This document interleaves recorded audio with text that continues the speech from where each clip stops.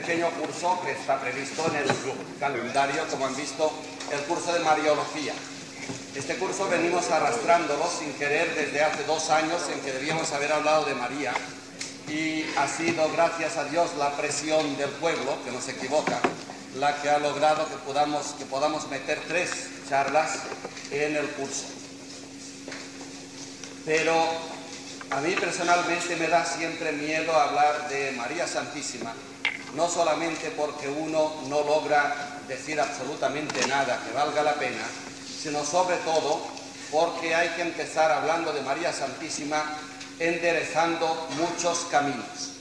Y para ello he pintado un texto de la carta a los Filipenses de Pablo que nos servirá de pauta durante toda la lección de hoy. Esta lección de hoy, que debe ser el cañamazo, otra vez, sobre el cual tejamos la segunda parte de la lección de hoy y las 2 lecciones siguientes, que serán las que precederán la fiesta de Pascua.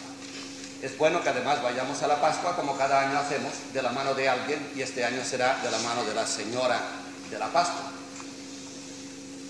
Empecemos pues con unas observaciones fundamentales, que digo que son indispensables para que entendamos bien lo que queremos decir. La piedad mariana, después del Concilio de Trento y en la época barroca, ha desviado seriamente lo que es la fisonomía espiritual de María Santísima. La María Santísima que muchos católicos veneran no es la real. Ven cómo es gordo lo que hay que decir. Pero lo que quiero decir es que con ello no se quiere decir que María Santísima es más pequeña que la devoción que se le tiene, sino que es inmensamente mayor y que la devoción de los católicos la ha empequeñecido mucho, casi de tal manera que ha hecho de ella o una divinidad, lo cual es empequeñecerla porque la pone fuera de su verdadera órbita, o ha hecho de ella un recurso contra Dios. Cuando Dios no responde, María sí responde siempre, lo cual sería una verdadera barbaridad, puesto que la grandeza de María está en el lugar que ocupa justamente en el mismo centro del corazón de Dios. Esto en cuanto a la devoción popular, de la cual iremos diciendo algunas palabras, muy pocas, a lo largo de la lección. Para todos nosotros, los que hemos sido educados en la devoción popular, seguramente a la Virgen María, conviene que partamos sencillamente del punto de partida teológico de que hay que revisar esta devoción, que es lo que vamos a hacer, y hay que colocar a María Santísima en su verdadero sitio. En primer lugar, María Santísima no tiene nada de divina, nada que ver con la divinidad más que nosotros. Está en relación con Dios, evidentemente, y tanto como lo está, pero no es divina, es humana, es solamente humana, no es más que humana, no está por encima de la humanidad, es una hija de nuestra raza, para gloria nuestra, que si estuviera por encima no sería de las nuestras y entonces veneraríamos una semiángela o una semidemonia, pero no una humana, una mujer como nuestra madre o como nuestras hermanas, por ejemplo. María Santísima es de nuestra raza, es una hermana nuestra. Y ahora veremos justamente qué es lo que la hace grande desde este punto de vista. En segundo lugar, María Santísima en la Iglesia y en la devoción de la Iglesia primitiva, que es la que toca, es, siendo humana, la demostración de cómo Dios actúa en lo femenino y a través de lo femenino. Esto es fundamental. O por otra parte, y estos serían términos modernos, María Santísima significa hoy el papel que tiene en la teología y en la redención lo femenino. Lo femenino que ha sido postergado después de tantos años. Y entramos en una segunda consideración. María Santísima no pertenece al mundo del matriarcado, pero sin embargo es la solución del mundo del matriarcado. Expliquemos un poquitín esto para aquellos que no han pasado por la antropología. La humanidad ha tenido a lo largo de la historia vaivenes, oscilaciones entre el predominio de lo masculino y de lo femenino. Cuando lo masculino gana y triunfa se llama el patriarcado, el pater familias, el padre es el que manda y ordena. Y toda la casa, la domus, son domésticos del padre, desde la mujer, la esposa, que es doméstica, lo cual quiere decir que forma parte de la domus, no del mando de la domus, sino de la casa, igual que los hijos y los esclavos. A esta altura queda relegada la mujer en el patriarcado. El matriarcado es el dominio de lo femenino. Este se dio, y se dio ciertamente, sobre todo en el Mediterráneo oriental, hace ahora unos 5.000 y quizá unos cuantos más, hasta 8.000 años. El matriarcado es el dominio de la mujer, de tal manera que el padre no tiene más papel, no regula la familia, es la mujer la que la gobierna, y no tiene más papel que el de propagador de la especie. Por otra parte, en la época del matriarcado, la única unión familiar es la madre. Y es muy sencillo, porque los de la época patriarcal, que somos nosotros, no nos damos cuenta de que los hijos solamente son ciertamente hijos de su madre, no de su padre. Y por esto el padre, esto no justifica nada ni bromas actuales, significa sencillamente que el núcleo de unión que hace hermanos a los hermanos es la madre, no el padre. Y eso sí lo sabían muy bien los del matriarcado. Los hermanos somos hermanos porque nuestra madre común nos engendró. Nuestro padre no juega ningún papel, que a lo mejor no es padre común encima. Esto debe tenerse muy en cuenta por la importancia que tiene el matriarcado. Por otra parte, el matriarcado es tan vital, digamos tan nuclear en la vida del hombre, que nunca se dominará. Y hoy diremos por qué. María nos ayudará a entender este tema. Se debería preguntar si en la oscilación de lo humano entre el sí y el no, entre lo masculino y lo femenino, lo humano tiende más a polarizarse, a situarse en lo masculino que en lo femenino, o al revés, más en lo femenino que en lo masculino. La respuesta todavía hoy no se tiene porque somos tan tiernos los humanos que acabamos de nacer y recién nacidos no sabemos historia suficiente para decir que es lo más humano. De todas formas, la oscilación es indispensable. Lo humano se moverá en épocas de patriarcado y de matriarcado. Pero sin embargo, el hecho de que la madre sea la madre y sea la madre de los hijos, y por tanto que los hermanos sean hermanos por gracia de la madre, este hecho da un poder trascendental a la mujer. Y la mujer se ha hecho con este poder, y ha sido un poder que describiremos después ya en María Santísima, un poder muy característico, pero muy tendente a atar la familia a un clan de hermanos, en todo caso de hijos de hermanos después, a un clan de hermanos y a una tierra determinada, puesto que la madre, la mujer, es una tierra sacra de la cual nacemos, es el seno del cual nacemos, igual que la tierra grande, la madre tierra, es el seno del cual nacemos todos a la vez. El matriarcado pues tiene unas raíces profundísimas. Cuando los humanos, y sobre todo en el Mediterráneo, hacia ahora, pues como decía, pongamos 5.000 años, en pleno neolítico, ya a punto de emerger las primeras civilizaciones históricas, cuando los humanos lograron rehacerse, los humanos masculinos, y ahogar poco a poco el matriarcado y hacer subir el patriarcado, tuvieron que luchar ferozmente. Y ahí tenemos las primeras literaturas babilónicas, el Génesis entre ellos, que, como ya vio Bachofen, retratan un momento en que el matriarcado acaba de hundirse y el patriarcado acaba de florecer. Cuando el Génesis nos dice que Dios creó a Adán, el varón, el primero, esta es una lucha contra el matriarcado. Adrede se ha escrito así. Lo primero fue Adán, que se callen las mujeres. Esto es lo que quiere decir Babilonia, y copió el Génesis, como saben. Y además, segundo punto, y la mujer vino porque Dios vio a Adán y le vio muy solitario y le quiso consolar, de añadidura. Y encima no tuvo Dios más remedio para crear a la mujer, si la quería de alguna forma humana, que apelar a Adán mismo y extraerle una entraña a Adán, una costilla, y hacerla mujer.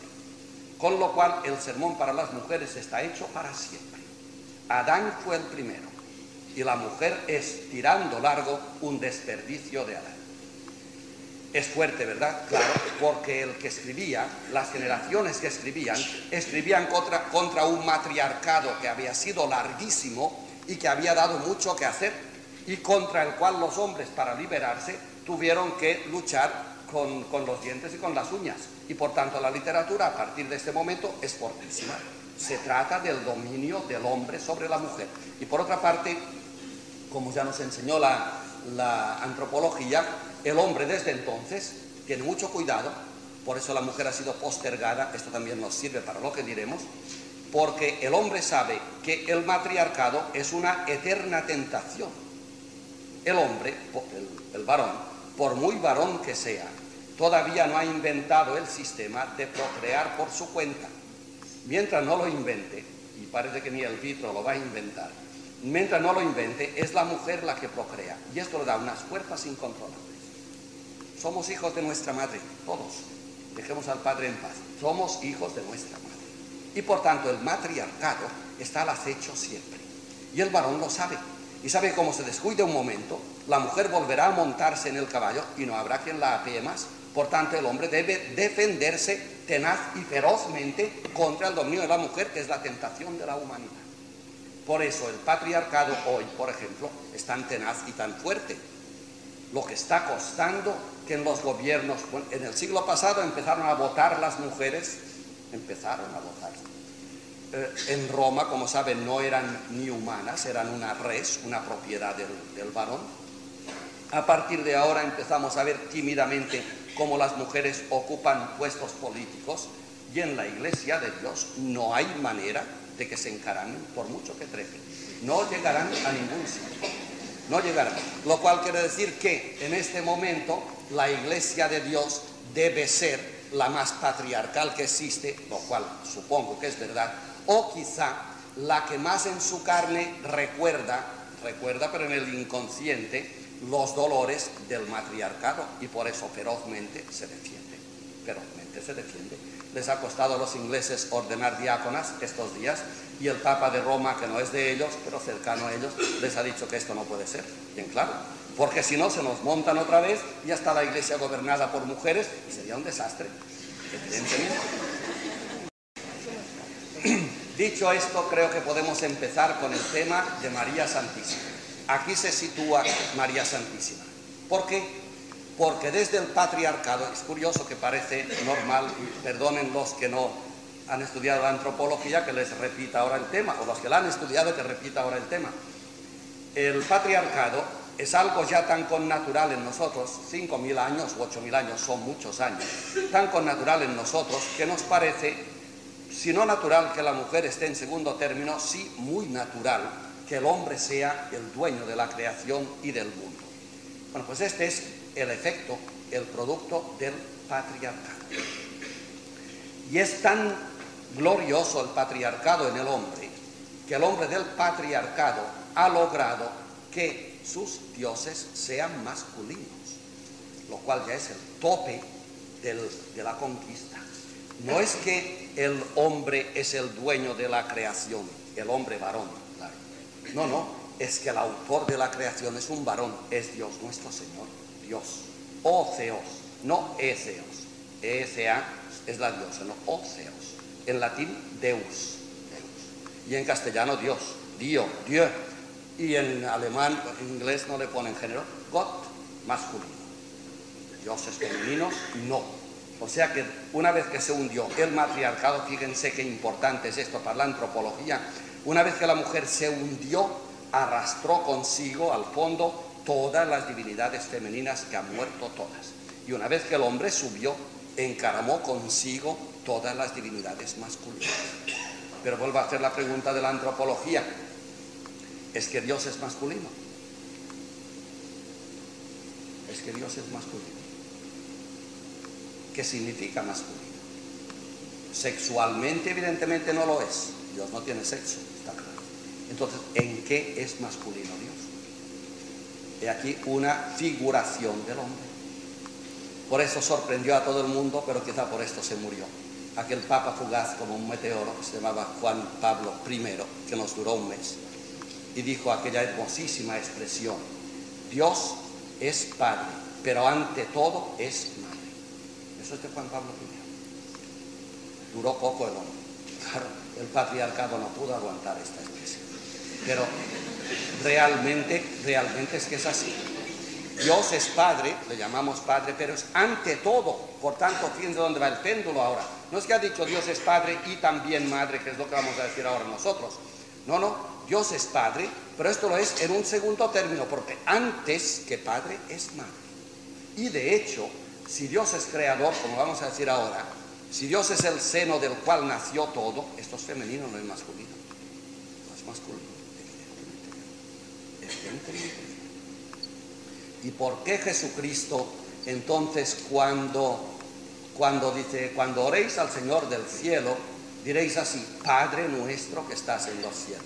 Hay una respuesta, es que el judaísmo del tiempo es patriarcal, pero yo respondo de otra manera muy fácil. Este Señor que dijo, cuando oréis al Señor del cielo, diréis, Padre nuestro que estás en los cielos, este que lo dijo, es el único hombre que es hijo de una sola mujer, sin padre. Eso no se observa.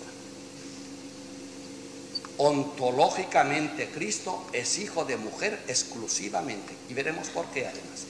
No sabemos la última razón, pero se intuyen ya. Claro que cuando te diriges a Dios en la oración, que es un camino de energía masculina, le llamarás Padre.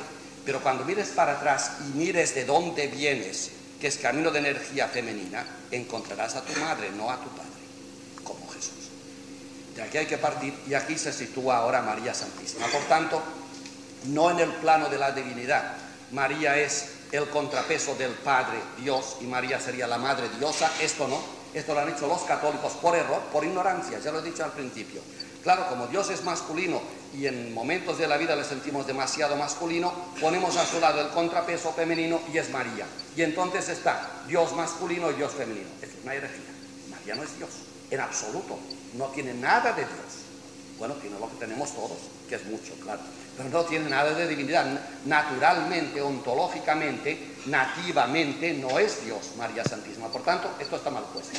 María Santísima no es, al nivel de Dios, el contrapeso femenino de la masculinidad de un Dios que adoramos en la época patriarcal y, por tanto, el residuo mal conservado de una época moribunda matriarcal. Esto no es María Santísima. Así no se puede decir. Empecemos pues diciendo, una vez que creo que hemos aclarado estos puntos, pónganlos como pivotes, como columnas de lo que vamos a decir, vamos a edificar sobre esta situación.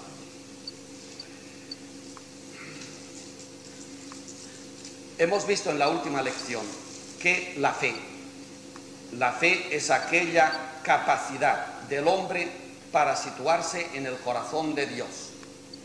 Y en este corazón de Dios, en el mundo de la fe, todas las cosas son posibles. Acordémonos de esto. Todo es posible. En nuestro mundo no. En la vida en que te alejas de Dios, ocupan los demonios el intersticio, ¿no? El tiempo de entremedio entre tú y Dios. En la vida en que te alejas de Dios y las cosas se hacen cada vez menos posibles. Incluso lo posible deviene imposible, como expliqué en el mundo de hoy. Es posible vivir en paz, pero lejos de Dios se va haciendo cada vez más imposible. Es posible una economía del mundo, pero lejos de Dios se hace cada vez más imposible. Es posible que la familia se mantenga, pero lejos de Dios cada vez es más imposible. Lo posible, cuanto más te alejas de Dios, deviene imposible. Y al revés, y cuanto más te acercas a Dios, no solamente lo posible es posible, sino que lo imposible deviene posible. Cuando aquel pobre hombre del hijo endemoniado, epiléptico, le pidió a Jesús, si puedes, ayúdanos, Jesús se encrespó y le dijo sin más, si puedes has dicho. Le dejó paralizado Jesús y le soltó enseguida. Para el que cree, todo es posible. Omnia possibilia sunt credenti. Luego, para el que cree, el que coloca su fe en Dios, que se acerca a Dios, cuanto más se acerca a Dios, más posible es todo. Omnia possibilia sunt. Todo es posible. Caminar sobre el mar como hizo Pedro, que se hundió no por atrevido, sino por tonto. Por tonto se hundía, por atrevido no. Por ejemplo, sacar demonios de la gente epiléptica. O, por ejemplo, como hacía Jesús, imponer las manos y curar a los enfermos o resucitar muertos. Todo esto es posible en Dios. Pues bien, primera afirmación. María Santísima es la demostración de lo que se puede cuando uno se acerca a Dios incondicionalmente. Pero ven, un humano. ¿Hasta dónde llegaría un humano que se entregara totalmente a Dios sin ser también él naturalmente Dios, como pasa con Cristo? Por esto Cristo no nos sirve de modelo. Cristo es un hombre, pero Dios a la vez. La persona única de Cristo es humano-divina. En María no, la persona de María es humana y nada más. Entonces María Santísima es el único testimonio que tiene la humanidad meramente humana, María Santísima, de la maravilla que es capaz de acaecer en un hombre cuando un hombre abre de par en par sus balcones a la divinidad. Esto es la María Santísima, un ejemplo de lo que puede Dios en el hombre. Empecemos pues por esta afirmación y vamos a la pizarra, al texto de San Pablo. La carta a los Filipenses nos dice que para los cristianos, somos nosotros, notar que habla en plural siempre, esto está sabido, donde haya una expresión en singular no es cristiano. El cristiano vive en comunidad, donde dos o más están, allí estoy yo. Y ahora veremos con María Santísima, oiga, ¿no? María Santísima es un ejemplo de la comunidad cristiana. Justamente aquí, ya de propina, digo lo siguiente: María Santísima es, por lo que es, madre de la Iglesia. Fíjate si es comunitaria. Porque hay quien es madre de uno o de dos y encima separados y mal avenidos. María Santísima es la madre de la Iglesia. O sea, lo que nace de la maternidad matriarcal de María es una comunidad, la Iglesia. Ya empezamos pues con que San Pablo en el primer adjetivo ya ha acertado. Nostra, hablamos de nosotros, los cristianos. Nuestra conversatio, conversari en latín no es conversar, no es hablar, sino vivir y dialogar, hacer la vida. Por tanto, traduzcamos por vida. Nuestra vida está en el cielo. Nuestra vida no es, esto no es final, no es meta, es la descripción del cristiano. El cristiano tiene una vida que ya es del cielo, puesto que en esta vida está construyendo el cielo. Esto está dicho, ¿se acuerdan? Si te mueres y al morirte has de empezar a construir el cielo, no lo tendrás jamás. El cielo se construye aquí. Aquel que se muere habiendo de construir la eternidad, la ha perdido ya. La eternidad se construye en esta vida. Por esto el que pierde esta vida ha perdido la otra. Nuestra vida está en el cielo. Por tanto, todo aquello que estamos haciendo en la vida, en realidad lo estamos haciendo en la eternidad. Otros tendrán que hacerlo de otra manera, pero el cristiano sabe que su vida es una conversación, un vivir en el cielo. ¿Y por qué? Porque toda la cosa que estamos haciendo ya tiene raíces y encima repercusiones en el cielo. Y explica en el número 2. Desde dónde, del cielo, desde dónde esperamos el Salvador. Vemos otra vez el plural, esperamos, en plural, la comunidad, el Salvador. Fijémonos bien en esta expresión. Lo que hace que nuestra vida esté ya en el cielo, o sea, profecía de la eternidad, nuestra vida, lo que hace que nuestra vida esté ya en el cielo, es que de allá esperamos al Salvador, el cual ha venido, porque sabemos que volverá a venir, ¿verdad? ¿Se acuerdan que toda la historia camina hacia el final, que es la consumación gloriosa en Cristo? Lo que hace que estemos en el cielo es que desde allí esperamos al Salvador que nos vendrá. O sea que el que espera al Salvador para que le recoja todo su cuerpo y todo su haber de la eternidad, está en el cielo. O de alguna otra forma, aquel que vive de tal manera que el Salvador que esperamos le crece ya por dentro, está en la vida del cielo, ¿verdad? Traduzcan, verán. No hubo momento en que María Santísima sintió que Dios le crecía materialmente por dentro, cuando lo entendió. Es la primera mujer del cielo. No se esperaba, ¿verdad? Todo cristiano que de verdad vive como toca, vive en el cielo ya. Por eso hemos dicho, cuando nos muramos, no tendremos que comprarnos el mapa de la otra parte. Si somos nosotros la otra parte ya, no hay que comprar nada, ni guía para ir por Alemania cuando nos muramos. Si ya estamos en Alemania, ya sabemos la lengua. Y la lengua es que estamos en espera. Todos estamos esperando. María Santísima, la Virgen de la Esperanza, estaba a la espera. Y tanto más está a la espera cuando el Salvador que esperamos ya nos crece por el río de la sangre. Y a María Santísima de forma material le fue creciendo todo Dios por el río de la sangre. Luego María Santísima tiene su vida en el cielo, la primera salvada. Lo cual quiere decir, saquen ustedes ya consecuencia, Inmaculada Concepción, Asunción de María, todo esto lo veremos al final como consecuencia. Se ve venir. Y noten bien que esto no es más que un acto de fe de todos los cristianos. Lo que pasa a los cristianos, tenemos una conversación titubeante en el cielo, porque esperamos a ver si será verdad que el Salvador, que a lo mejor esperamos, nos llene este cuerpo mortal. Y claro, en estos titubeos de fe nos crece un renacuajo por dentro, pero no pasamos de aquí. En cuanto cuando un hombre se abre de verdad y dice, toda mi vida la quiero en el cielo, porque estoy seguro que vendrá el Señor y que encima vendrá como Salvador de todo lo que estoy haciendo y deseando. Cuando esto se dice así, abriendo de par en par, nace Dios. Eso es lo que hizo María. Y aquí el primer ejemplo, una fe sin límites hizo que esta mujer engendrara a Dios. Por esto es la grandeza, que una humana llegara a estas alturas, que seguiremos viendo, esto es el principio. Si fuera Dios, María Santísima, dices, claro, ¿cómo pasa con Cristo? Cuando Cristo camina sobre el lago, dices, hombre, ¿qué mérito tiene si es Dios? Ya dije que no camina como Dios, que Pedro sin ser Dios también caminaba. Pero bueno, nos despistamos y Cristo se muere. Ahora vendrá la Semana Santa y es curioso como los cristianos repetimos el pecado mortal que acusaba San Cipriano. Estos cristianos que acuden a la pasión del Señor y le consideran un actor de teatro, nosotros a Cristo le pegan y dices, bueno, pero era Dios. Y le flagelan hasta extenuarle y dices, bueno, pero él con que hubiese hecho así se ponía tieso.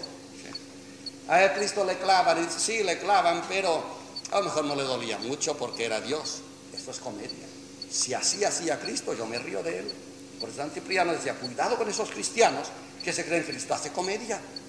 Cristo es Dios, pero en el momento de padecer y sufrir y vivir es un hombre como nosotros. Y si no come, se muere de hambre. Y si no se le quiere, se muere de seco por dentro, se le hace el desierto en el corazón. Y si le abandonan los discípulos, se pone perdido. Y si lo ponen en la cruz y le clavan, se muere como cualquier tonto, bien igual. No es comedia. Pero sin embargo digo que Cristo nos despista porque sí es Dios. Es Dios, evidentemente. Decimos como Dios, pero aquí no. Aquí está el milagro de San Pablo, que anuncia para todos nosotros lo que debería ser. Nosotros somos aquellos que estamos ya con un pie en el cielo. Digo con un pie. Porque de ahí esperamos que vendrá otra vez el Señor a salvarnos, el Salvador. Bueno, pues he dicho, si en vez de poner un pie, ponemos los dos pies. Y en vez de medio esperar, esperamos de todo.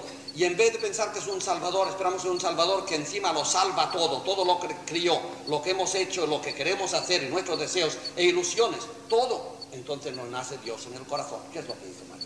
María, por tanto, es ejemplo de lo que puede hacer la fe. He dicho la fe, ahora la veremos. La fe. La fe, ¿saben lo que significa? Sperandarum substantia rerum, carta a los Hebreos.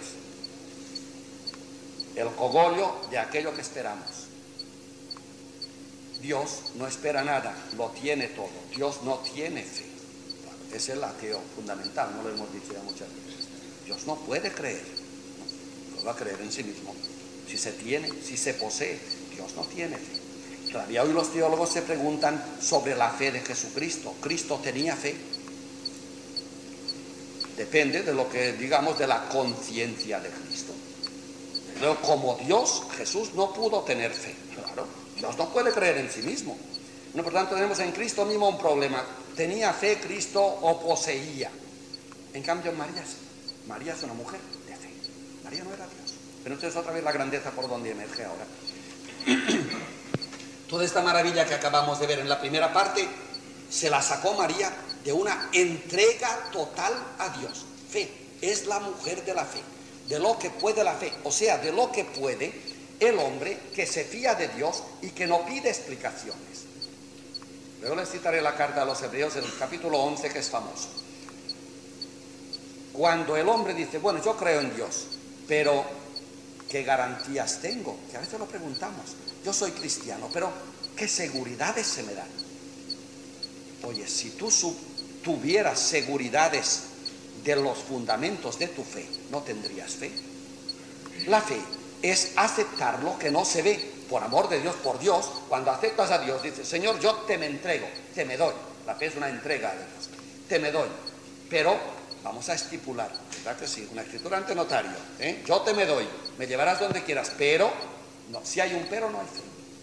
La fe es una aventura, a ojos cerrados, a ciegas, en las manos de Dios, donde quiera. La carta a los Hebreos recuerda el ejemplo, y aquí lo quiero recordar porque uno de ellos es femenino y nos introduce en el número 3, en la tercera parte. Abraham era un hombre situado en Ur de Caldea, un hombre rico, con una gran familia, con unos padres poderosísimos, y él mismo ya, el heredero, era un gran terrateniente, riquísimo, en Babilonia. Y un buen día, dice la carta a los Hebreos, y el Génesis también lo había dicho, se le presenta a Dios, oyó la voz de Dios, ¿qué le dijo? Lo tienes que dejar todo. Abraham, que era un hombre de fe, podía haber dicho, bien, lo dejo todo, pero ¿para qué? No dijo ¿para qué? Tienes que dejarlo todo. Si a Abraham se le subía por la sangre la ola de preguntas, diciendo, Dios ya se interpuso rápidamente y dice, y emprenderás un camino, noten el nomadismo, ahora hablaremos también del nomadismo, emprenderás un camino, y Dios, que es malo, dijo lo siguiente, tendrás un camino hacia una tierra que ya te mostraré. O sea, tú vas a caminar, ¿no sabes a dónde? Ya te lo diré yo. Cuando llevas 50 años caminando, con los pies con agujeros por debajo, entonces te diré dónde vas. De momento camina. Y por esto dice la carta a los Hebreos, Abraham es nuestro padre en la fe. Porque siendo un pagano, no era hebreo Abraham, siendo un pagano, oyó una voz de Dios, abandonó todo lo que tenía y emprendió un camino hacia la tierra de promisión que no sabía dónde le llevaba. Dios le sometió a otra prueba. Un buen día Dios le había dicho a Abraham, mira las estrellas del cielo y cuéntalas si puedes, y las arenas del mar, cuéntalas si puedes. Los hijos que vas a tener serán más que las estrellas y que la arena del mar. Ahora viene el segundo punto. Y un buen día pasó Dios por la tienda de Abraham, ven cómo era un nómada, tienda, no tenía casa siquiera. Lo dice la carta a los Hebreos, nuestros padres no vivían en casas, vivían en tiendas. ¿Por qué? Porque estaban siempre con el oído tenso a la voz de Dios, que les llamaba siempre. Dormían a la vera de un camino o sin camino, y a la mañana siguiente recogían la tienda y caminaban, que es lo que ha de hacer un cristiano. No tener tienda puesta o casa puesta. Casa puesta de ideas, por ejemplo, o de afectos, o de tierras. Has de estar disponibles siempre. Somos transeúntes, peregrinos en el mundo. Muy bien, un día se apareció Dios a Abraham junto a la tienda, que estaba al lado de una encina. Abraham había envejecido, tenía 100 y pico de años, y su mujer Sara, que era estéril, tenía ya 90 años, dice el Génesis.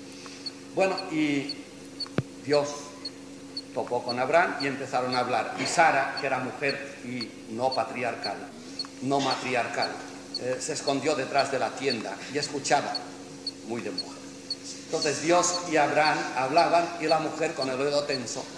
Y oyó la mujer que Dios le decía a Abraham, ni como tú eres amigo mío, eres hombre de fe, yo te prometo que el año que viene, por estas fechas, volveré a pasar y tendrás un hijo ya. Y Sara, que lo oyó detrás de la tienda, se desternillaba de risa, se perdía.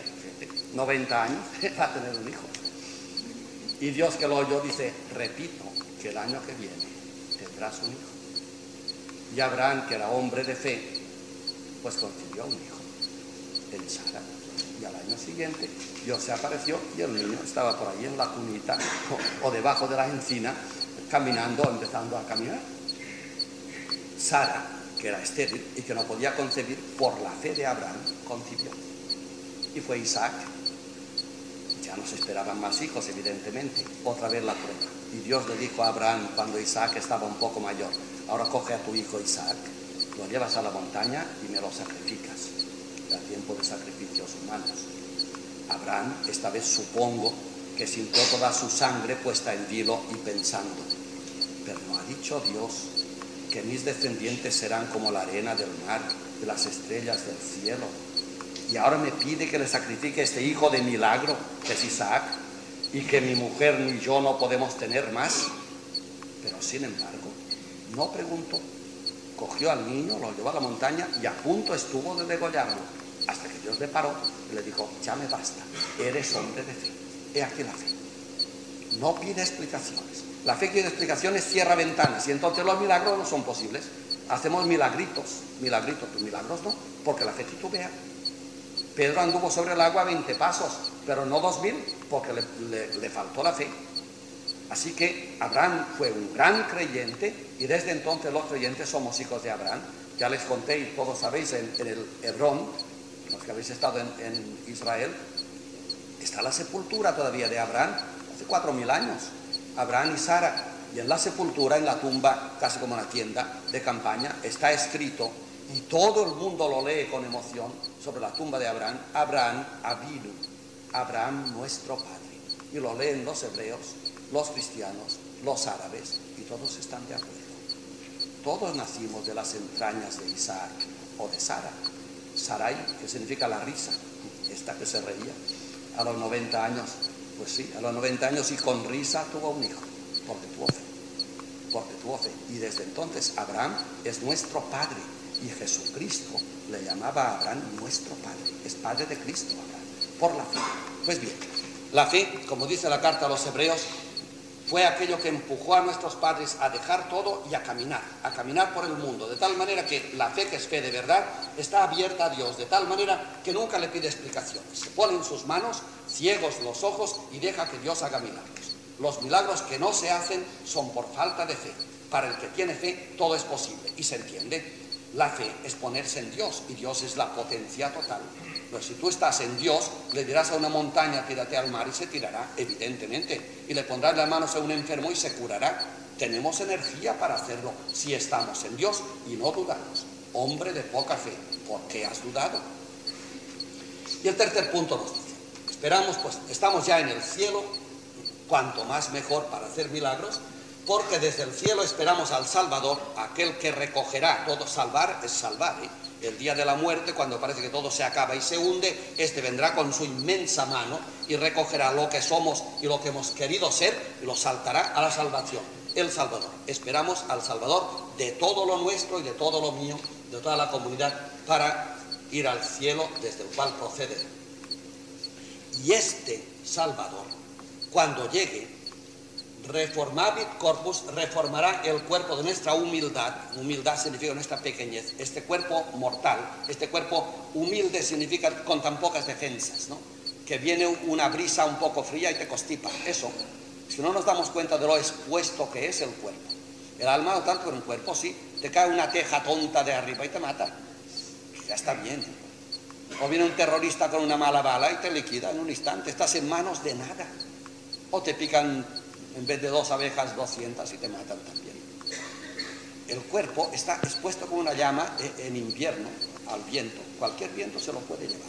Por eso le llama San Pablo este cuerpo de nuestra humildad, de nuestra pequeñez. Este humilde y pequeño cuerpo nuestro. Bueno, pues este Señor reformavit, cuando venga, reformará. La palabra reformar está muy bien porque es el katamorphein griego. Significa que la forma de nuestro cuerpo será rehecha. ¿Ves? No es que destruirá nuestro cuerpo, con ello está la idea de la resurrección. O sea, que el Salvador que viene, lo que hace es coger nuestro cuerpo, el que somos y el que queremos ser, y darle una forma nueva, de forma que llegue a estar por encima de todo avatar y suceso, de balas, de contratiempos y de fríos, de forma que nadie ya lo puede matar, que es el cuerpo resucitado. Muy bien. O sea, que cuando tú estás en el cielo de alguna manera y con toda tu fe esperas al Salvador, lo que hace este Salvador que ya va viniendo y que acabará de llegar el día de tu muerte, este Salvador que va viniendo, lo que hace es dar a tu cuerpo mortal una forma inmortal. O sea, pasar tu debilidad a fortaleza, como dirá ahora, pasar tu negatividad a afirmación, pasar tu pecado a gracia, pasar tu noche a día, pasar tu incapacidad a capacidad total. O sea que cuanto más se acerca el Salvador que esperas, tu cuerpo menos es el cuerpo que es y más es el cuerpo que ha de llegar a ser. De forma que cada vez se hace más limpio, más transparente, más nacido de Dios, más del cielo. Claro. Como María estaba toda en su conversación en el cielo y esperaba con toda su fe al Redentor, al Salvador que vendría a salvar a su cuerpo, está claro que su cuerpo es un cuerpo ya en vida, totalmente reformado. He aquí la Inmaculada Concepción. Pero notar bien que lo que dice San Pablo es para todos nosotros, con lo cual ya van ustedes viendo que María Santísima es de todos nosotros los humanos la primera, nada más.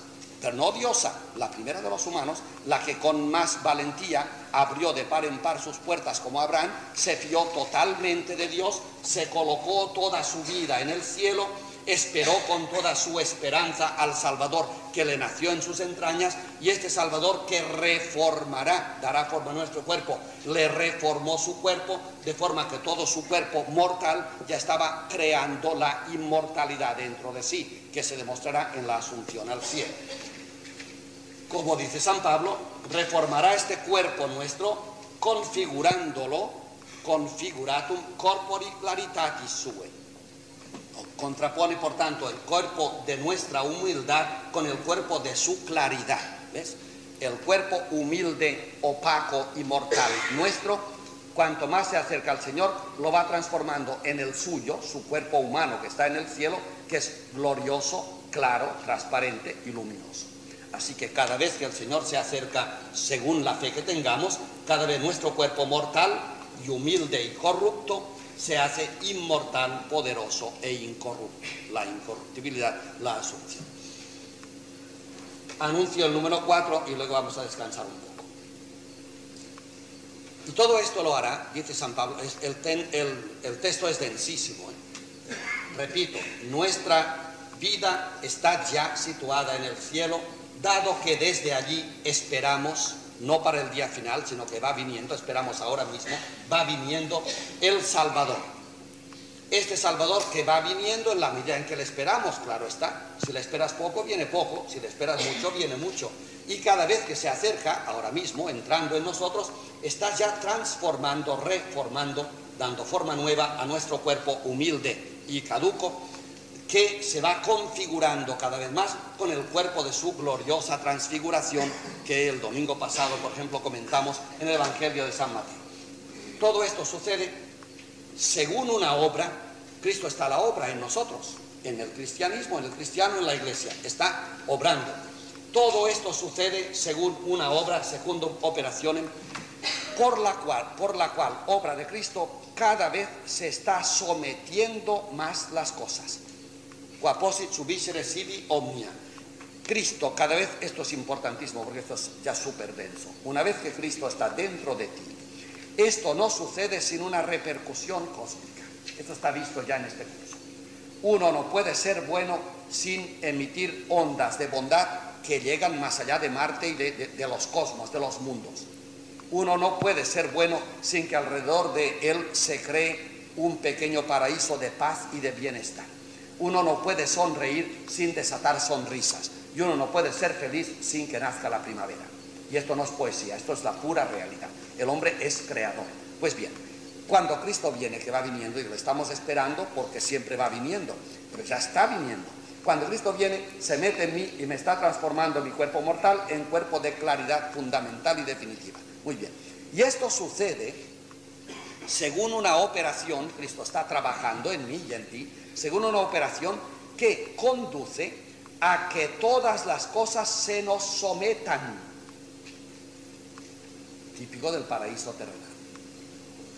Cuanto más descompuesto está el hombre en sí, más descomposición provoca en el exterior. Lo cual quiere decir que un hombre que se domina poco, domina muy poco ahí fuera. Y eso es verdad, ¿verdad que sí? Un hombre descompuesto, un hombre desencajado, un hombre enfadado, un hombre desmontado, está a merced de cualquier tontería. Si vas flojo de reservas o de energías o de espiritualidad, cualquier palabrita que te digan te desmonta la vida, ¿o no? Es la experiencia, es curioso. Luego, un hombre en descomposición, el exterior se le hace hostil, se es enemigo, luego no tiene potencia sobre él, sobre el exterior. En cambio, un hombre compuesto, un hombre ordenado, proyecta su propia ordenación. Y claro, pasa con los animales. Si tienes fuerza y seguridad, dices a un perro, párate, y se para. El perro se acerca sobre el miedo tuyo, pero cuando le dices se pare, o cuando a un enemigo le plantas cara teniendo suerte y fuerza, le puedes parar, digo suerte también, claro, le puedes parar. Esto quiere decir que la conquista que hace un hombre de sí mismo coincide siempre con una conquista del exterior. De forma que un hombre mal preparado, mal compuesto, tiene delante de sí un mundo descompuesto que no hay manera de ordenar. Un hombre, cuanto más se compone alrededor suyo, más el mundo se compone. El día que el hombre se compone todo, tiene delante de sí un mundo todo compuesto. Y el día en que el hombre se domina a sí mismo todo, sus potencias, sus cualidades, sus capacidades buenas o malas, todas dominadas, tiene fuera de sí un dominio del mundo. Por esto dice que Cristo, en la medida en que viene a nosotros, está sometiendo así todas las cosas. Con lo cual, volvemos a la lección de la fe. Luego, un hombre que tiene a Dios dentro de sí, que es la composición y sentido del hombre, tiene fuera de sí un mundo que él mismo domina. Por esto el ateísmo actual nos ha llevado a un mundo que no podemos dominar. Y mientras arreglamos la economía, se nos va la calle. O mientras arreglamos la calle, se nos va la economía.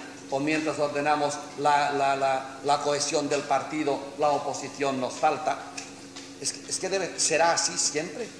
El hombre solamente tiene un mundo ordenado fuera de sí, en cuanto él está ordenado dentro de sí. Pues retengamos la idea. Jesucristo, en la medida en que viene dentro de mí, hace una operación por la cual las cosas se nos someten todas. Y decía Jesucristo que al que tiene fe, le dirá a un monte, tírate al mar y se tirará. Todas las cosas nos están sometidas, todo es posible. O de otra forma, el día en que el hombre, puesto en Dios, tiene ordenado su ser, fuera de él todo es posible. No hay milagro imposible. Así entenderemos, por ejemplo, ahora que la Inmaculada Concepción, la concepción virginal de Jesús, la asistencia de María a la Pasión, la asistencia a Pentecostés, que son milagros increíbles, son sencillamente frutos de una disposición de su alma. Y por tanto, cuando tú dices, bueno, pero mira, esto de que concibiera sin aportación de varón, esto es increíble, ¿sabes lo que estás diciendo?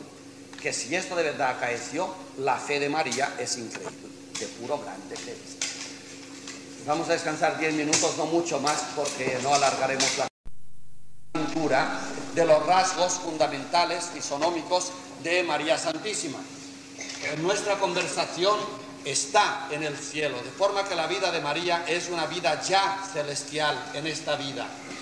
Esperamos el Salvador. Ella tiene tanta fe que le tiene ya dentro, le engendra al Salvador. Como veremos, esto además es un rasgo típicamente femenino. Segundo, este Salvador que ella engendra, para nosotros ha de reformar nuestro cuerpo mortal. En ella ya lo ha reformado. Y esta reforma, que una vez hecha, significa el dominio de todo lo exterior, o sea, la capacidad de hacer cualquier milagro, en María Santísima ya se da, y por esto todos los milagros son posibles. Así que cuando la Biblia, el Nuevo Testamento, nos cuenta milagros de María Santísima, se refieren todos a una operación del Salvador presente en ella por una conversación, por una vida que ella ya lleva en la dimensión de la eternidad. Si esto queda así, tendríamos pues que todo lo que está en la pizarra es una demostración de la fe de María Santísima. En la lección siguiente, para que no quede ahora en el aire sin como una pregunta flotando, en la lección siguiente reuniremos todos los textos bíblicos, muy pocos por cierto, del Nuevo Testamento, que hacen referencia a María Santísima y que nos la pintan tal como es, justamente con sus limitaciones. Como es una mujer de fe, al ser de fe, es una mujer que va al titubeo por la vida, no por duda de fe, sino que la fe significa como lo de Abraham: deja tu tierra y emprende un camino a una tierra que ya te mostraré. Por tanto, vas caminando firmemente sin saber a dónde. Estás en las manos de Dios. Pues María Santísima era una mujer que a lo largo de su vida, en relación con Jesús, caminó toda la vida hacia una meta que ella no conocía. Por esto fue mujer de fe. Si hubiese sabido a dónde caminaba, ya no tendría fe, sabría a dónde caminaba. Pero esto lo veremos el próximo día en una lección que hoy en día ya por primera vez en la historia de la teología se puede resumir muy bien, para que veamos cómo María Santísima tuvo todo el dolor, todo el escozor de la fe en el corazón. La fe que está preguntando constantemente, y a veces como una tentación, pero ¿a dónde me lleva Dios? ¿Pero qué significa tal cosa? ¿Pero por qué mi hijo estará haciendo esto conmigo? Este dolor, que siempre reformador del cuerpo y que siempre es presencia de Dios, le sintió siempre toda la vida María Santísima. Recordemos que Dios nunca está parado en nuestro interior, sino que está a la obra siempre, lo cual quiere decir que nos araña el alma de alguna manera, siempre positivamente, claro está, pero se le siente a Dios, y a veces dolorosamente, porque Dios resquebraja las peñas del interior y por tanto duele. La presencia de Dios, como dice San Pablo, es siempre un parto. Otra vez estamos en femenino, siempre un parto. La creación está de parto. Nuestra vida actual es un parto. Engendramos, como acabamos de ver, el hombre futuro. Por tanto, Dios, o no le tienes dentro y entonces no pares nada, te mueres estéril. O le tienes dentro y entonces sientes el dolor de parto, siempre, siempre. Y te preguntas, pero ¿por qué esta bofetada? ¿Y por qué este mundo? ¿Y por qué esta cultura? ¿Y por qué este enemigo? ¿Y por qué esta palabra? Que rompes por dentro, es que estás de parto. Eso es positivo y es femenino. Esto será la lección del próximo día, dentro de 15 días. Pero hoy nos falta una segunda parte. Recordemos que el hombre, según el Génesis, el homo, esto es antropología, pero es indispensable que la recordemos cuando se trata de María. El homo es varón y mujer. El homo. No, esta equivalencia que hemos puesto es típicamente patriarcal. El hombre es el varón. No, el hombre es el varón. Es una barbaridad. En el Génesis no es verdad. El hombre es, Dios hizo al hombre, hombre y mujer. Esto es el hombre que aparece. Dios hizo al hombre varón y mujer. Luego, lo humano es masculino o femenino. Eso es fundamental. Y esto lo deberían haber sabido las matriarcales, y así hubiesen aguantado más tiempo, y lo debemos saber los patriarcales, los de la cultura patriarcal, para ver si logramos equilibrar, porque justamente el mundo de hoy, y desde hace muy pocos años, se está dando cuenta de que uno de los grandes problemas de la humanidad es haber excluido lo femenino, puesto que la humanidad piensa, como diré enseguida, y actúa en masculino, lo cual quiere decir que están a la obra el 50% de las posibilidades de lo humano. Si la sociedad y el pensamiento son llevadas adelante por esto, entonces hay una sociedad que ignora la mitad de la realidad. Y no se puede hacer. Un hombre que cuida la mitad de su cuerpo está comprometiendo todo su cuerpo, ¿o no? Cuiden ustedes la mitad de su cabeza, o en vertical, cuiden ustedes desde el ombligo para arriba, la otra parte se morirá. Todo el cuerpo, no la otra parte, pues la otra parte, pero todo el cuerpo se compromete. No se puede en la realidad olvidar ningún ángulo sin que toda la realidad sufra. Evidentemente, se desequilibra automáticamente. Bien, pues la humanidad, tanto cuando era matriarcal, cuanto desde que es patriarcal, por revancha, porque bien que le costó al hombre hacerse con las riendas y las quiere conservar, bien por revancha, ha sido dirigida la humanidad siempre por media parte, por la media naranja, pero por la media, o por la femenina o por la masculina. Las dos juntas todavía nunca han dirigido la humanidad. Ahora empezamos. Por tanto, ahora es el momento propicio y espléndido para entender a María Santísima. Fíjense por favor. Por esto, en una época, la postridentina y la barroca, donde el patriarcado, donde el varón era todo y el valor del varón, que ahora describiremos, era todo, esta mujer se podía ignorar y la devoción a María Santísima fue deformada, evidentemente, porque estaba en un contexto irreal. Solamente en un contexto donde lo masculino y lo femenino estén 50-50 equilibrados, en este contexto puede funcionar María Santísima. Y no tengo para qué decir, y esto es más serio, que solamente en un contexto de equilibrio, 50 y 50, hombre y mujer, puede funcionar Dios. De Dios tenemos un concepto totalmente equivocado y no cristiano, por culpa de que la mujer no ha dicho su palabra. Culpa de la mujer, no culpa de los hombres que no han dejado hablar a las mujeres. Aunque hablan siempre, pero no las han dejado hablar. Hoy sabemos, por ejemplo, recojamos la primera parte, el varón o lo masculino. Se puede resumir lo masculino. Lo masculino, como saben también, toda persona es masculino o femenina. Esto ya es otro detalle también, evidentemente. Y que además del cerebro tiene dos hemisferios, el derecho que es femenino y el izquierdo que es masculino. Bueno, pues veamos por aquí. El varón es la razón. Eso sí que es fundamental que lo entendamos, sobre todo hoy. Es la conquista. Y es la transhumancia. Los transhumantes o los grandes pastores de la antigüedad cristiana humana eran masculinos, evidentemente, eran de época masculina o patriarcal, pero avant la lettre, antes de que empezara el patriarcado o matriarcado. En cambio, la mujer, o lo femenino, es corazón en vez de razón, es pasividad, se llama agricultura. Ya te dije unas palabras un día. La agricultura entraña dos cosas: las semillas y la despensa. Esto es del Neolítico. Recuerden que esto es de hace 10.000 años aproximadamente. La agricultura y lo sedentario. Digamos pues que lo humano en el varón, en lo masculino, es razón. Razón razonante. Razón que coge las cosas, las desmenuza y las analiza y las mata. Como decía Unamuno. Unamuno es un gran maestro desconocido de lo femenino. Espero que todo el mundo recuerde grandes cosas de Unamuno que no hay para qué citar ahora. Unamuno, que era un gran intelectual, entendió que lo femenino juega un papel fundamental en la humanidad y que la humanidad no levantará la cabeza de una forma liberadora hasta que la mujer esté ingresada en la sociedad, en la parte que le toca, que es la mitad exactamente. También recordé otro día lo curioso, lo importante que es este binomio varón-mujer, que es el desdoblamiento de lo humano. Lo humano es esto. Lo humano no es masculino ni femenino, lo humano es masculino y femenino. Hay que sumar el 1 con el 2. Esto es lo humano. El varón no es humano, es semi-humano.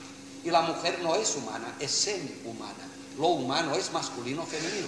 Y hay que entenderlo bien. Y además, para que lo humano, masculino, femenino, que son las dos cosas, para que lo humano sea creativo como Dios, ha de unir las dos fuerzas. Una sociedad a base de hombres va adelante, se destruirá, pero va adelante. Una sociedad a base de mujeres va adelante, no durará, pero va adelante.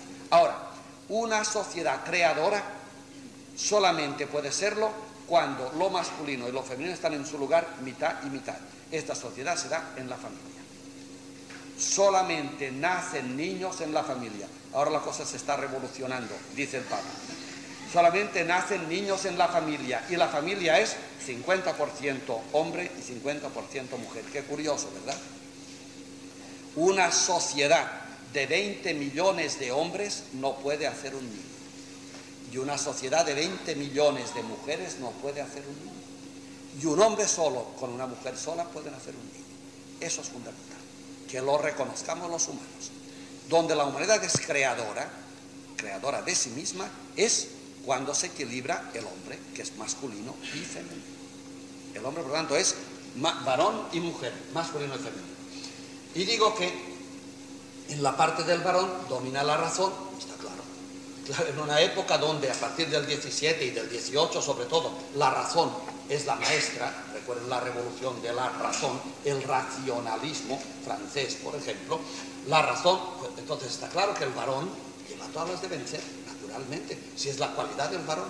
El varón es razonante, y el varón se ha impuesto de tal manera, sobre todo últimamente, que nuestra adoración se hace por la razón.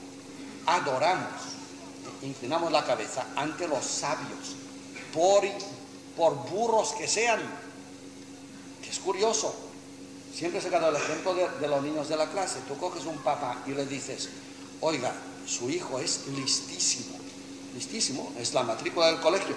Lo que pasa es que es un demonio. Su padre se va contentísimo. Le dices al revés: oiga, su hijo es una maravilla de comportamiento, es un santo. Lo que pasa es que aquí es un poco cortino. Claro, el padre se encrespa. Mira qué curioso, ¿verdad? Por el dominio de la razón. Todo el mundo quiere tener un hijo listo, aunque sea diabólico, pero listo. Ahora, un hijo tonto, por santo que sea, no interesa a nadie. Es curioso. Claro, porque la razón pues domina. Ahora ya no, ya saben que la filosofía actual, la última, la nouvelle filosofía, ya no va por aquí. Ya no va por aquí, absolutamente no va por aquí. El hombre no es razón. El hombre, digo el hombre entero, la humanidad, no es razón, ni principalmente siquiera. Y de hecho, como decía Unamuno, la razón, cosa que analiza, la coge una mariposa. Le mete el alfiler en la espalda y la pone en el museo. Y ahí se conserva, muerta. Muerta. Esa es la razón. La razón aprehende la cosa, la analiza, la secciona, la domina, pero la ha quitado la vida. Claro, pero como domina, pues adoramos la razón. Lo mismo pasa con la conquista. El hombre es de sí arrojado a caminar para adelante, como es trashumante, la segunda parte. Perdón, no había dado cuenta. Eso es pecado mortal. El hombre, como es trashumante, como camina y va siempre adelante, es conquistador. Y esto es una razón de la creación. Justamente Dios le dijo al hombre que saliera del paraíso a conquistar y a dominar la tierra. Sí, señor. Esto es más importante. Los conquistadores, los colonizadores, todo esto es típico del macho, los masculinos. Fíjense en la colonización, no que la han hecho hombres solos, es que además hay otra cosa. Lo que han colonizado Holanda o España, no es que lo han colonizado hombres, que es verdad, es que han hecho una colonización masculina en el sentido de que han pasado, han dominado, pero han disecado lo que han conquistado, ¿o no? Y la Iglesia Católica desde el 16 está haciendo unas misiones típicamente masculinas, no solo porque casi siempre son misioneros los que van, sino porque imponen la razón de Roma occidental y arrasan. Se comen lo negro, lo suramericano e imponen lo europeo. Es la colonización. Es una forma de dominar, pero una forma de matar, que es lo que pasa con todo conquistador. Cuando un conquistador conquista una ciudad, como hacían los bárbaros del siglo V, cuando un conquistador conquista una ciudad, ya no conquista la ciudad que deseaba, sino lo que le dejan los que se han ido, que ya no suele ser ciudad. Es tierra quemada lo que conquistan los conquistadores. Qué curioso. Tanto porque la han quemado los que se iban, cuanto porque el que llega siempre quema. Es lo mismo. Y aquí el hombre. ¿Ven? La parte positiva se ve. Conquista, domina la tierra, crece, razona, ordena las cosas y llega con un cohete hasta la luna. Esto es razón. Está muy bien. Pero uno entiende que hay un envés, una cara negra de todo esto, y es que las cosas se mueren. La razón diseca, congela las cosas, las fija, como la mariposa con el alfiler. En cambio, lo femenino del hombre, lo humano también es femenino, es corazón, es sentimiento, es intuición. El hombre con la razón hace el raciocinio, el silogismo. Si hago esto, vendrá tal cosa, tal otra, tal otra. Y mientras tú vas pensando, como el computador que va, da saltos, hasta que llega a una conclusión, a mitad interviene tu mujer y te dice, con este ten cuidado que te la pega. Y tú no habías llegado a la conclusión. Y la mujer, sin operación de ninguna clase, ¡pah!, se ha situado. Esto se llama el corazón, la intuición. Esto es femenino. El hombre lo desprecia totalmente. Lo desprecia totalmente. La mujer no. Lo desprecia totalmente. Porque es cosa de mujeres. La intuición, sí, claro, es femenina, evidentemente, pero no es cosa de mujeres, es cosa de lo humano. Tú conjugas razón con intuición y verás tú lo que sale. Verás tú lo que sale. La expresión de que detrás de cualquier hombre grande hay siempre una mujer. ¿Qué significa esto?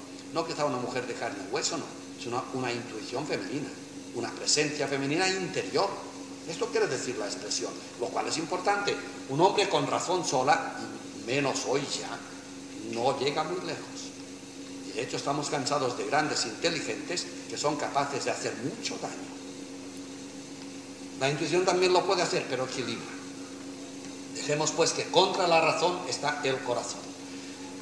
La agricultura es otro tema. Ya saben que la agricultura, el neolítico, es una invención de la mujer. Mientras el hombre caminaba por el mundo, la mujer en su tienda, en su agujero, veía cómo las cosas cambiaban y ella misma inventó los ciclos, el calendario, la agricultura, las semillas y la despensa.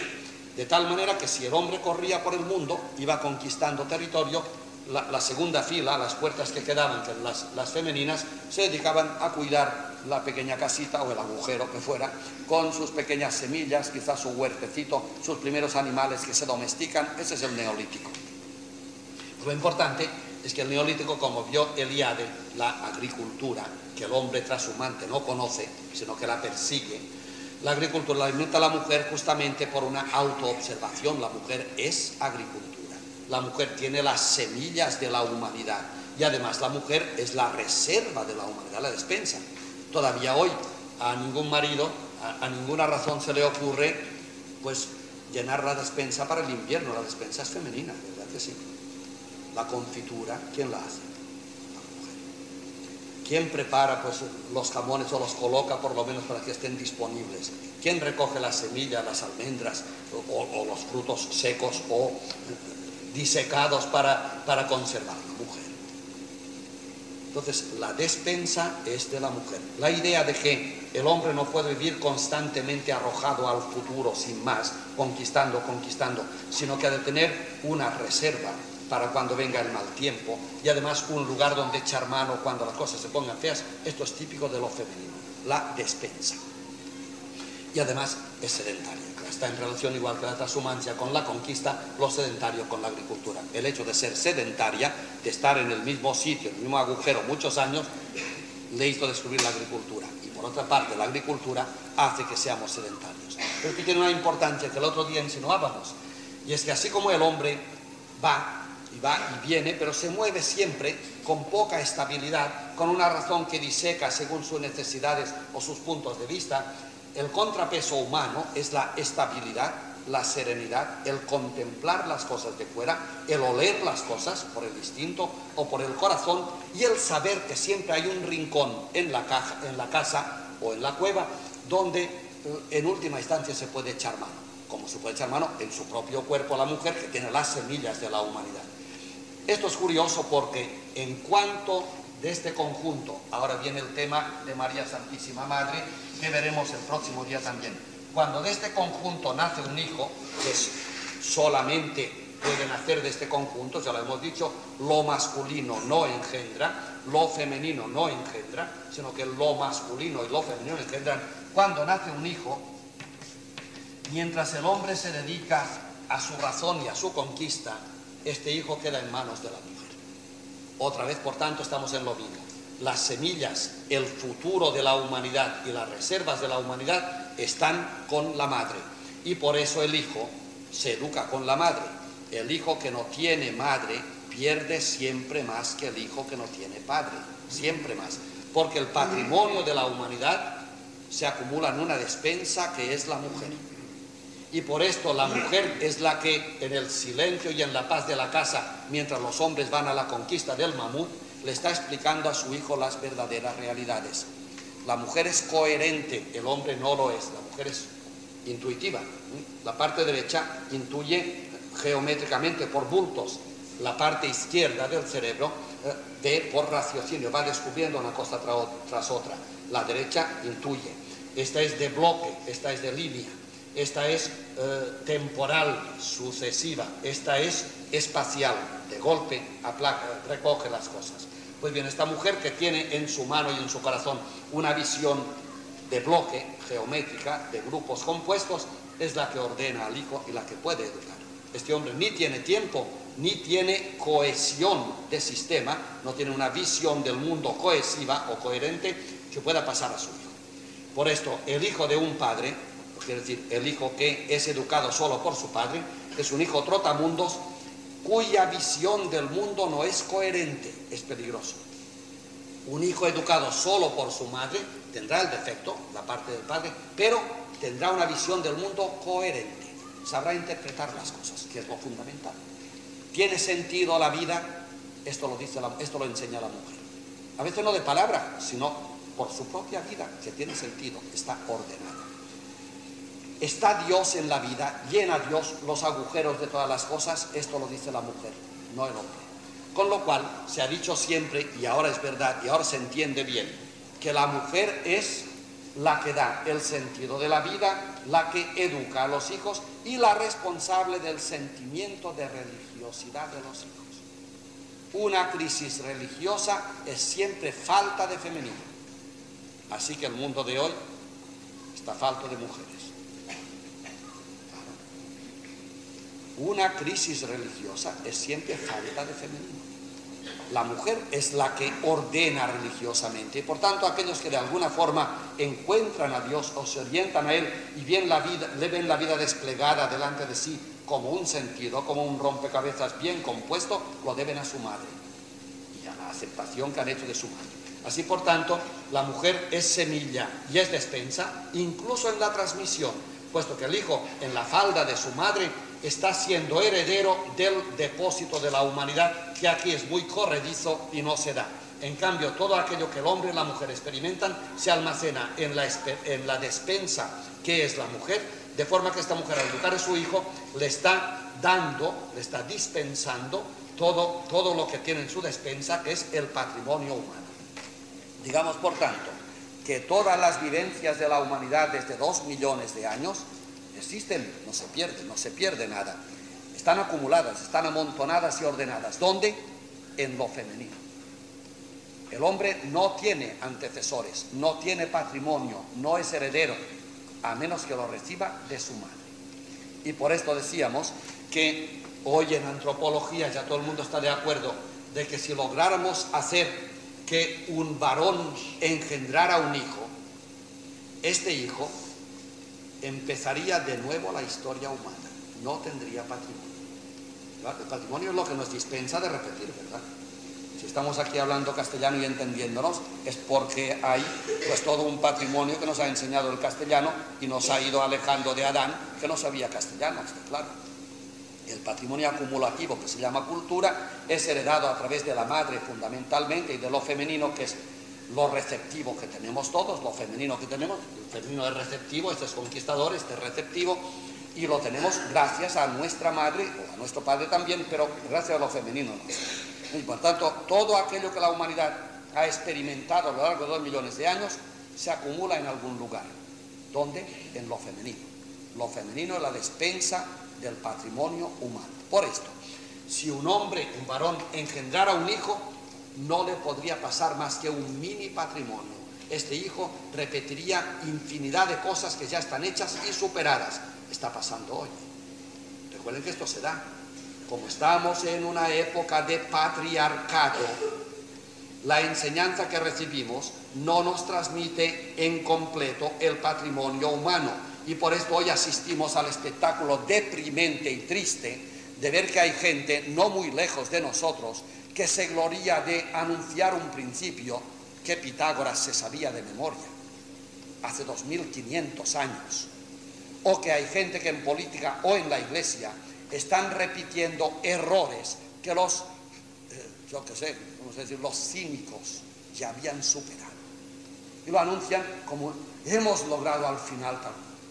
Nosotros, es el Mediterráneo, hace tiempo que le conocemos. ¿Qué pasa? ¿Que no tienen madre?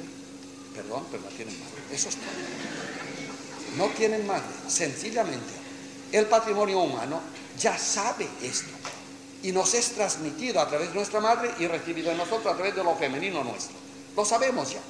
Lo que pasa es que como el mundo es patriarcal, el patriarcado que estamos ejerciendo nos empobrece de tal manera que lo que estamos dando en este momento o lo que estamos recibiendo es unilateral, es una parte del patrimonio humano. Y por esto, como ignoramos lo que nuestra madre nos tendría que haber dado, estamos anunciando descubrimientos que hace 3000 años que están hechos. El que no conoce la historia está condenado a repetirla. Eso es todo. Así que el varón que engendrara un hijo sin madre y le transmitiera lo que sabe, haría un hijo con muy poco patrimonio humano. Este hijo estaría condenado, como nosotros, a repetir la historia humana. Y al revés. Y una mujer que sin varón engendrara un hijo, como ella es la depositaria de la riqueza humana, este hijo podría ser, siendo hijo de mujer solo, depositario de todo el patrimonio humano. Por tanto, podría ser un hombre completo. María Santísima engendró a su hijo ella sola. Y Cristo no perdió nada. Es el hombre más completo que ha existido. Es para hacer pensar, ¿verdad? Sobre todo hoy en día, cuando estamos en el tema de la fecundación artificial, que hay que tener cuidado, puesto que estos temas están siendo tocados en su núcleo, y por tanto digo que María Santísima ahora otra vez vuelve a sacar la cabeza por encima de las aguas y a decirnos cuidado con todas estas cosas, porque ella es la representante. Si el hombre es esto, ella es la parte que le falta a la sociedad de patrimonio humano, de orgullo de la raza y de futuro de la raza. Esto es femenino. Bueno, con ello he terminado la exposición de hoy. Como el próximo día, dentro de 15 días, recogeremos a través de textos bíblicos los titubeos de María por los caminos de la fe, creo que esto quedará otra vez más claro. Les suplico que nos vayamos porque otra vez hay prisa y será la última vez que tengamos prisa. Hasta el próximo día.